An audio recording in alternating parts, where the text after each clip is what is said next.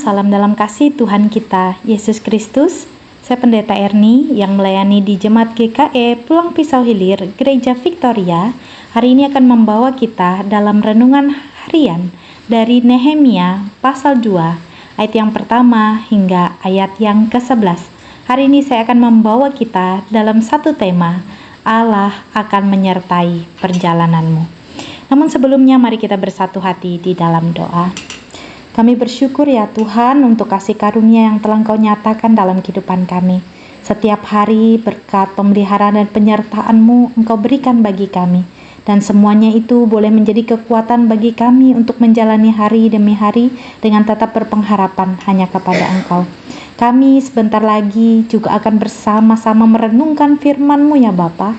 Mari biarlah kiranya Engkau mengurapi hati kami, sehingga firman-Mu ini tidak berlalu begitu saja, tetapi boleh menjadi pegangan dan tuntunan dalam jalan kehidupan kami. Di dalam nama Tuhan Yesus Kristus kami berdoa dan mengucap syukur. Amin. Bapak, Ibu, Saudara-saudari yang dikasihi oleh Tuhan kita, Yesus Kristus. Sebagai orang yang percaya, sebenarnya kita tidak perlu menjauhi dunia, karena memang kita hidup di dalamnya, berkutat dalam peliknya permasalahan dunia, dan kita juga punya harapan untuk hidup lebih baik di dalamnya.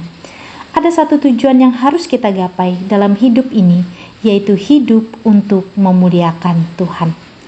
Nehemia merasa ia harus ikut ambil bagian untuk menyelesaikan masalah yang ada di Yerusalem. Perhatikan, ia tidak serta-merta mengandalkan dirinya, ia berkomunikasi dengan Allah dalam doanya.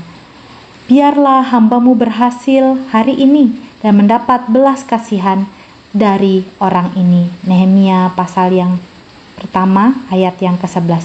Doa ini secara spesifik Nehemia panjatkan kepada Allah. Nah, ternyata Allah berdaulat dan mampu mempengaruhi hati seseorang yang bahkan tidak percaya kepadanya. Permintaan yang sebenarnya sungguh mustahil dari Yeremia kepada raja untuk pergi ke Yerusalem. Namun pada akhirnya raja berempati kepada Nehemia dengan melihat keadaan muka Nehemia yang begitu muram. Pada saat itu diikuti dengan pertanyaan, "Jadi apa yang kau inginkan?" Nehemia sadar ia bukan siapa-siapa. Ia harus mempersiapkan perjalanannya dengan sebaik-baiknya dan segala kemungkinan kendala yang akan ia hadapi, seperti misalnya keamanan dalam perjalanannya, kebutuhan akan kayu untuk pintu-pintu gerbang di benteng bait suci, tembok kota, dan rumahnya sendiri.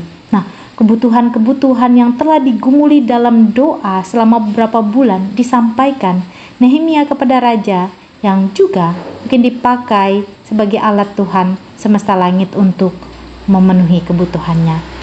Apa yang dapat kita pelajari dari kisah ini? Kita boleh belajar teladan dari Nehemia. Yang pertama, Nehemia siap dipakai Allah untuk kemuliaan nama Allah. Ia bisa saja menolak panggilan Allah karena ia pada saat itu sedang melayani raja. Jika ia bertingkah, bisa saja ia dibunuh raja. Tetapi perhatikanlah ketika Allah memanggil kita untuk melakukan pekerjaan tangannya, penyertaannya senantiasa akan menggiring kita. Jangan takut melayani Tuhan di tengah pekerjaan kita, karena Allah akan mempermudah setiap jalan kita. Yang kedua, serahkanlah kekhawatiranmu kepada Allah. Manusia mungkin bisa menolongmu dalam banyak hal, tetapi Allah lah yang berdaulat untuk mengubah hati manusia. Jadi kemana kita saat bergumul, tentu kita harus datang kepada Allah dalam doa dan penyembahan kita. Maka lihatlah bagaimana Allah bekerja, mengubah yang mungkin mustahil bagi manusia menjadi mungkin dan terjadi pada saat ini.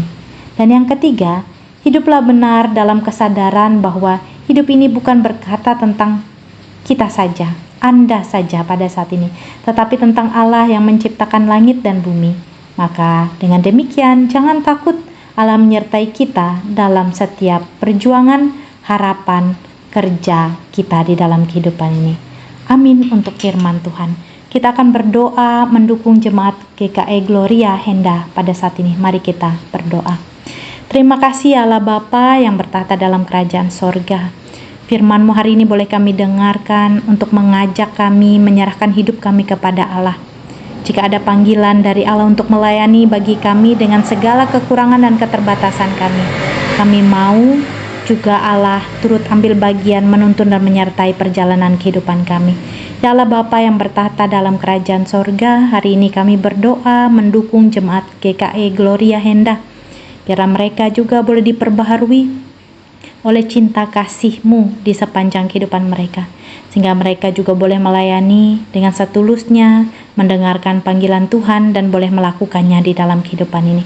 Begitu juga hamba-Mu yang melayani di jemaat Gloria Hendak juga boleh senantiasa Tuhan perlengkapi dalam kekuatan, kemampuan, sehingga mereka pun boleh melanjutkan tugas tanggung jawab pekerjaan yang boleh senantiasa Tuhan berikan dengan tetap berpengharapan teguh hanya kepada Engkau. Hari ini kami akan serahkan kehidupan kami ya Bapa, sepanjang hari ini dalam berkat dan pemeliharaan yang berasal daripada Tuhan. Di dalam nama Tuhan Yesus Kristus kami berdoa. Amin.